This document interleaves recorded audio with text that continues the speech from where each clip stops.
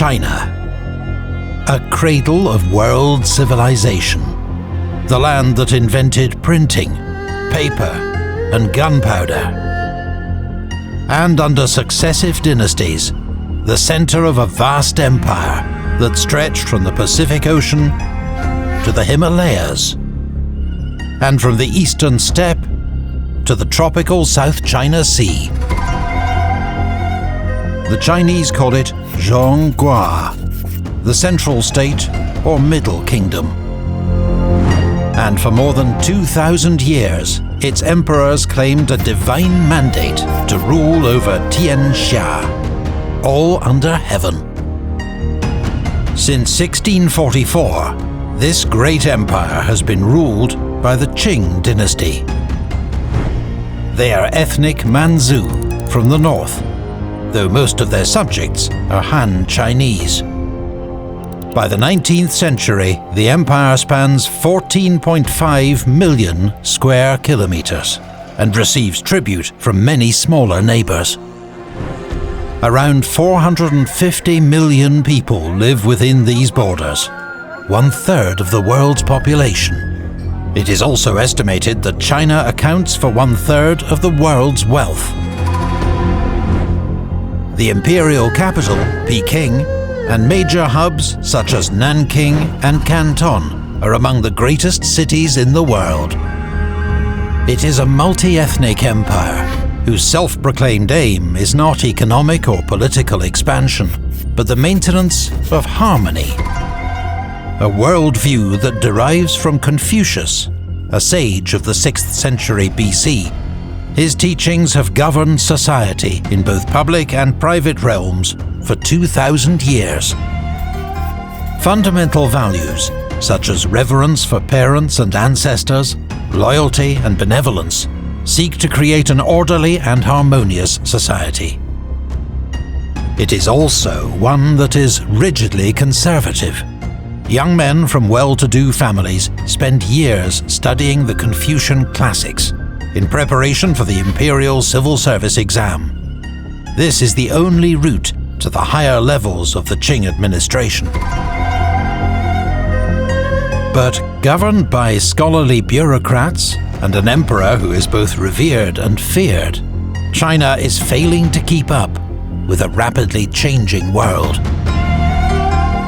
For the time being, foreign merchants are restricted to the southern port of Canton. Such splendid isolation will prove impossible to sustain.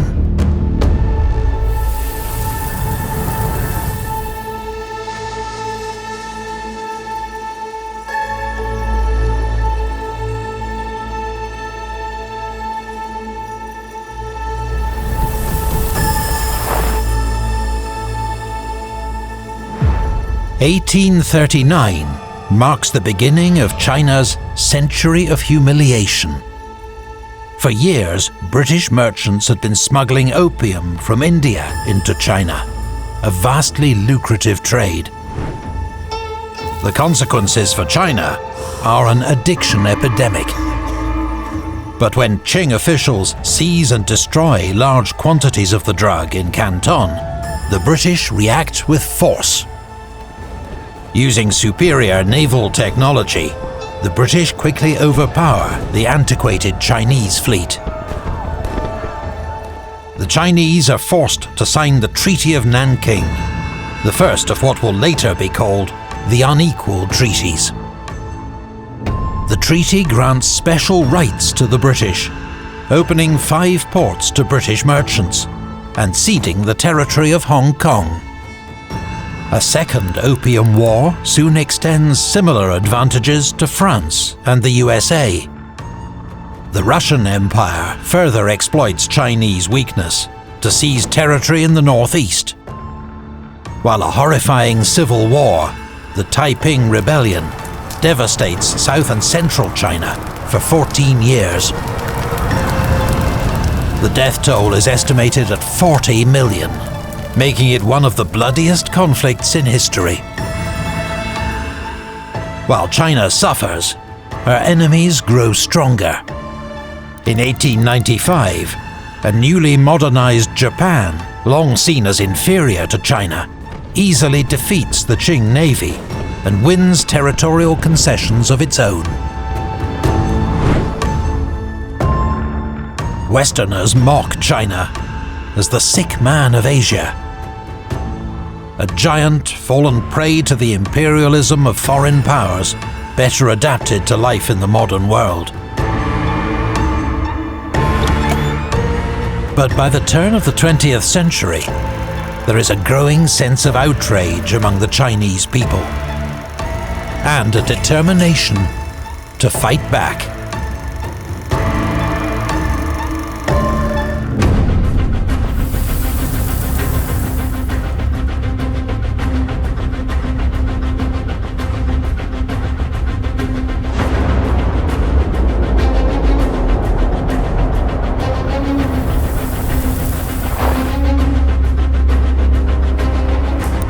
In 1899, a movement emerges in northern China, calling itself the Society of Righteous and Harmonious Fists.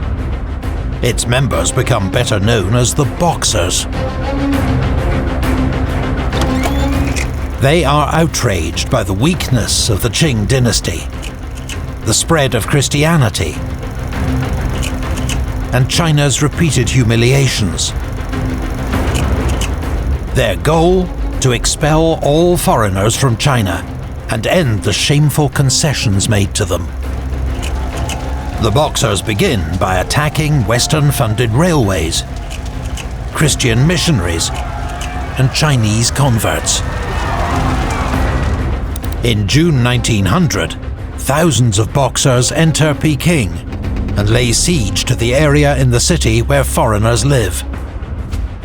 They adopt the slogan, "Uphold the Qing, destroy foreigners." For the ruling Empress Dowager Cixi, the Boxers are a problem, but also an opportunity. Cixi decides to throw the weight of the Qing state behind the Boxers and declares war on the foreign powers. It is a terrible miscalculation. In response, a 20,000-strong Allied expeditionary force, combining troops from 8 different nations, descends on Peking. Amidst numerous atrocities, the Boxers are crushed, and the city is looted by the Allied armies. The Qing court is forced to sign the Boxer Protocol. Under its terms, China must pay crippling indemnities over 4 decades, almost twice the government's annual revenue. This is China's greatest humiliation yet. Under huge pressure to modernize the state, Cixi and the Qing court finally undertake sweeping reforms. The archaic civil service exam is abolished, to be replaced by modern schools with a Western curriculum. The first steps are taken to create a constitution, which will impose limits on the power of the emperor. The military is reorganized along Western lines, with improved officer training, equipment, and weaponry. Its most powerful contingent is the Beiyang Army, based in northern China, under General Yuan Shikai. But many believe the Qing reforms do not go far enough, and that only wholesale revolution can save China. One such would-be revolutionary, Sun Yat-sen. From a humble Cantonese family, Sun was educated outside China, in Hawaii. He is very different from China's old Confucian elite. A Christian convert, Sun speaks fluent English, but struggles with classical Chinese. Following his involvement in several failed uprisings against the Qing, he lives in exile in Europe. In 1905, Sun travels to Japan. In Tokyo, he founds the Tongmenghui, a revolutionary alliance whose goal is to overthrow Manchu rule and replace the Qing monarchy with a democratic republic. He advocates the three principles of nationalism, democracy, and the people's livelihood.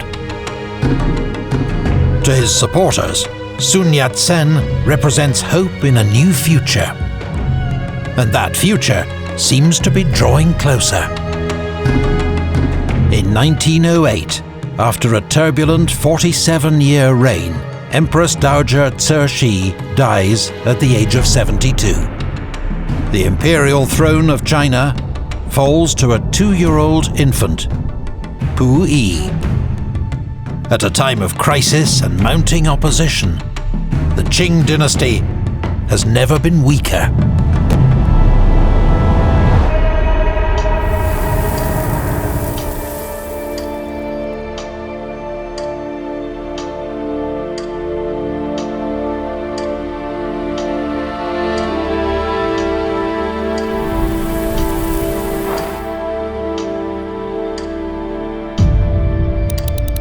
The 9th of October 1911, Hankou, Hubei Province. Members of a secret revolutionary society with links to the Tongmanhui are making bombs when there's an explosion.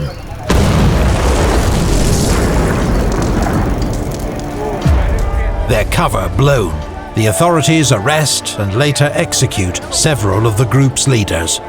But it only pours fuel on the fire. An uprising breaks out in the neighbouring city of Wuchang. Crucially, soldiers of Hubei province's new army are persuaded to mutiny and join the revolt. After 24 hours of fierce fighting, claiming hundreds of lives, Wuchang falls to the revolutionaries. On the 12th of October, a new military government claims authority in the province. It publicly denounces the crimes of the Qing dynasty and calls on other provinces to join it in overthrowing the monarchy. The revolution spreads like wildfire, mostly in cities and towns where there is deep-seated resentment against Qing rule. Within 6 weeks, 16 of China's 26 provinces have seceded. In many areas, such as Shanxi, the ruling Manchu are targeted and massacred. Panic grips the Qing court in Peking. General Yuan Shikai of the Beiyang army is summoned to crush the revolutionaries. China is soon in a state of open civil war between Yuan's forces in the north and the rebels in the south. In the chaos of war and revolution, both Tibet and Outer Mongolia declare their independence from China. On the 1st of January 1912, in Nanking, the rebels proclaim the establishment of the Republic of China. Sun Yat-sen, who has just returned to China from the USA, is sworn in as its provisional president. After years of exile, fundraising and plotting, Sun has finally secured political power. His government immediately begins work on a new democratic constitution and passes far-reaching reforms. Archaic practices are abolished, such as growing queues, the long hair that symbolizes submission to the Manchu, as well as foot binding and kowtowing. In the new multi-ethnic Chinese Republic, all will be equal. Its flag will have 5 colors for 5 races under one union: Han, Manchu, Mongol, Muslim, and Tibetan. But for now, the Republic only occupies the southern half of China, and the success of the revolution remains far from certain. So, to unite China and secure the future of the Republic, Sun Yat-sen makes a shock offer to General Yuan Shikai. If he can persuade the Qing imperial family to abdicate, he can be president. Yuan accepts and informs the imperial family that only by giving up the throne can their lives and comfort be guaranteed. On the 12th of February 1912, 6-year-old Emperor Puyi abdicates. Though for now, he and his court continue to live in Peking's palace complex, the Forbidden City. More than 2,000 years of imperial rule in China are at an end. In its place, the only major republic in Asia. 3 days later, General Yuan Shikai becomes provisional president of the Republic of China. But almost immediately, the revolutionaries fall out with the new president, whose personal ambition is all too clear. Now in opposition, Sun Yat-sen and his allies established the Kuomintang, or KMT, an evolution of the Tongmanhui. Elections are held at the end of the year, the first nationwide democratic elections ever held in China, though only around 5% of the population are allowed to vote. The Kuomintang win convincingly, taking nearly half the seats in the new National Assembly. Kuomintang leader Song Jiaorun, a close ally of Sun Yat-sen, is all but guaranteed to become the next Prime Minister. On the 20th of March 1913, as he is boarding a train in Shanghai, he is shot twice at close range.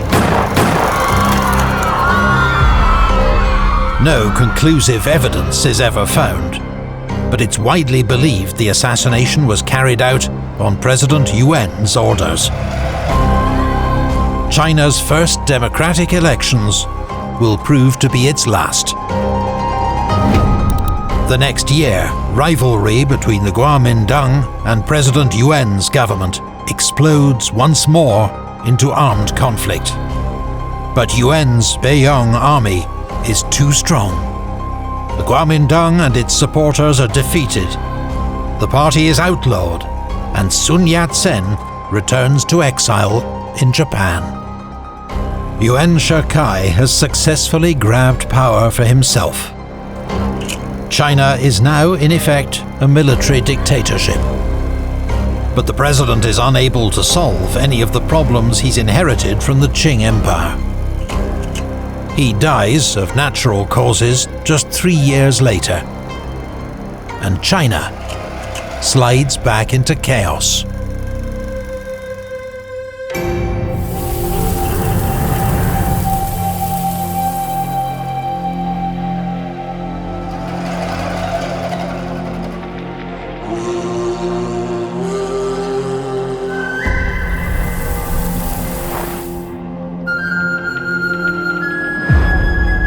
The 1911 revolution failed to establish a stable republic in China, but it does open the way for an avalanche of radical new ideas. Across China, young intellectuals are increasingly convinced that only a total break with China's past can secure its future. Their ideas crystallize in the new culture movement. Chun Du-Xiu is one of its most prominent leaders. From a wealthy family, Chun had been immersed in classical Chinese teaching from a young age, but later turned his back on Confucian thought. In 1915, he founded the magazine New Youth, which became home to the most important radical writers in China. As a young professor at Peking University, Chun gathered like-minded intellectuals around him, such as Hu Shi, who calls for traditional Chinese characters to be replaced by Baihua, which better represents spoken Chinese. Among their students, a young man from rural Hunan province, named Mao Zedong. Chun Du-Xiu and the New Culture movement argue for a complete rejection of Confucianism. In its place, they want democracy, science, Chinese nationalism, and radical social change, including female emancipation and greater gender equality. They will soon have their chance to take these ideas to the nation. In 1919, World War I's victorious powers are meeting in Paris to agree the post-war settlement. During the war, China had sided with the Allies and sent 140,000 men to serve as labourers on the Western Front. In recognition of this contribution, the Chinese expected to regain control of Germany's territory in Shandong. But now, news arrives that this colony has instead been awarded to Japan. The response in China is outrage. On the 4th of May, 3,000 angry students take to the streets of Peking. They gather at Tiananmen, the entrance gate to the Forbidden City. Inspired by the New Culture movement, their placards in Chinese, English and French call for Mr. Democracy and Mr. Science.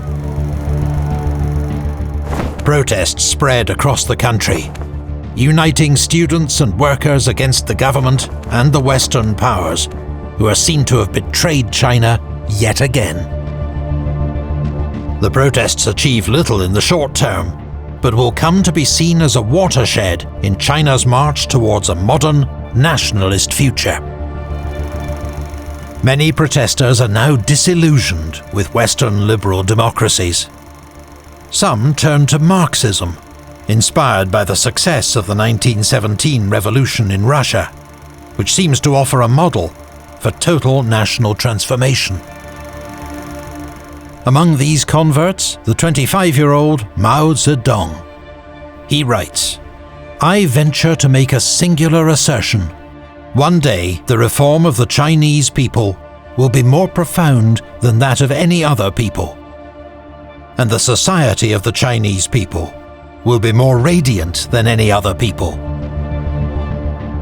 Our golden age, our age of glory and splendor, lies before us." In July 1921, the founding Congress of the Chinese Communist Party takes place in the French concession in Shanghai. There are just 13 members present, who meet in secret. Disrupted by French police, the group moves to a pleasure boat on South Lake. Mao Zedong is a founding member. The first General Secretary is Chen Duxiu. Despite their tiny numbers, they are determined to seize control of China's revolution.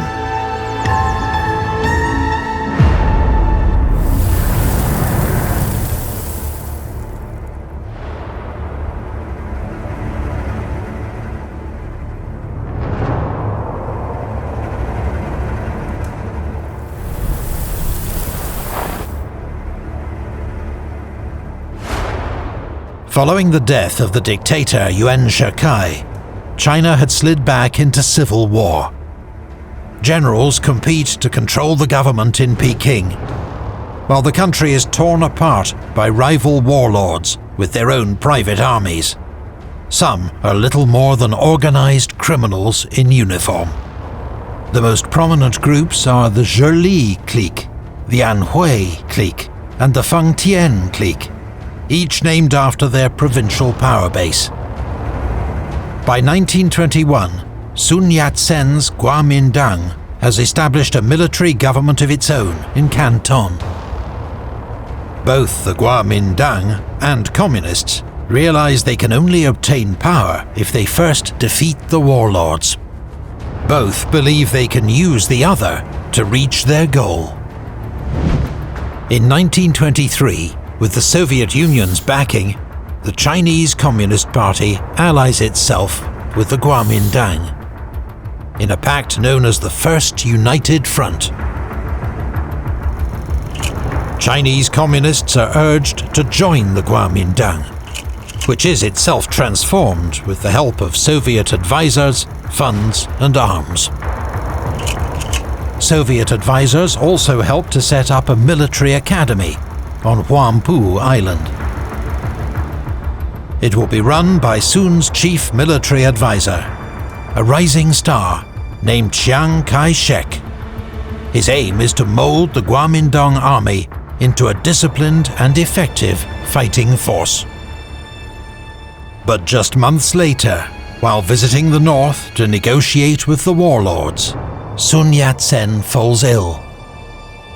On the 12th of March 1925, he dies from cancer in Peking, aged 58.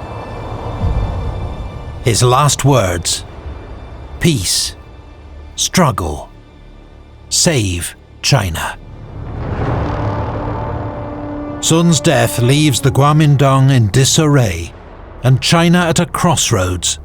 The only certainty seems to be further civil war. For Sun's loyal lieutenant, however, the road ahead is clear. On hearing news of Sun Yat-sen's death, Chiang Kai-shek tells his wife, "If I control the army, I will have the power to control the country. It is my road to leadership." In Peking, the Forbidden City lies empty. The last emperor, Pu Yi, had been evicted by a local warlord and left to seek Japanese protection. Whoever is to lead China now will face enormous challenges. Fragile alliances, a fragmented country, and powerful neighbors that seek to plunge China back into an age of humiliation.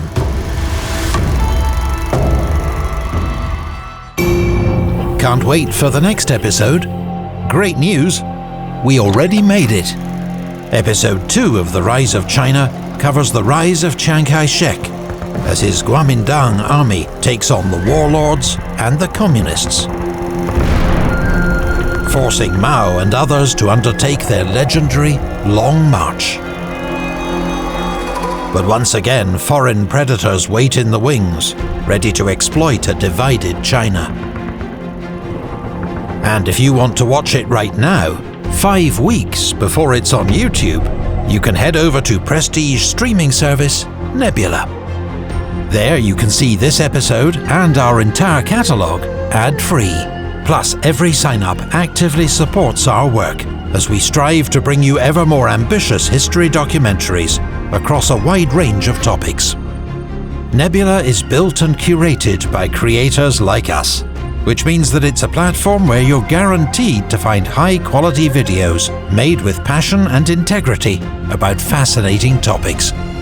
If you wanted to learn more about China, for instance, we would highly recommend Polymatter's Nebula original China Actually.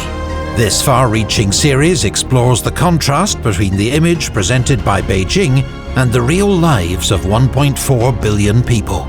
Across several episodes, it uncovers the truth behind some of China's most controversial policies, from domestic censorship to assertive foreign relations.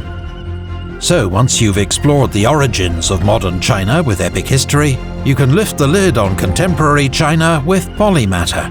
And because this is a Nebula original, you won't be able to see it anywhere else. There are hundreds of other exclusive programs and great creators on Nebula across all genres. So whether you're after original movies and entertainment, or documentaries covering everything from gaming and film to science and engineering, you're bound to find something that you'll enjoy. Plus, there's a great and growing range of Nebula originals, only available to subscribers. And we've got a great discount for Epic History viewers. The link in our video description gets you 40% off Nebula's annual plan. That's just $36 a year, or $3 a month.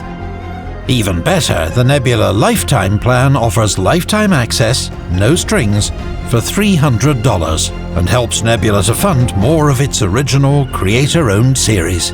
Nebula subscribers also get a monthly guest pass to share with a friend, allowing full access to Nebula for a week, so now subscribers can share their favourite videos with their favourite people. Thanks to all our existing Nebula subscribers. And for everyone else watching, we hope to see you there soon. Thank you to our series historical consultant, Dr. Lily Chang of University College London. Thanks also to Taylor Bradford for advice on pronunciation. And thanks as always to the Patreon supporters who help to make this channel possible. From builders such as Varslach, David Nardi and Uziela, to citizens such as Nova192, Jay Manas and Jacques Morin, and heroes like Alex Resendes. Join their ranks by joining us on Patreon, where you'll get early ad-free access to new videos.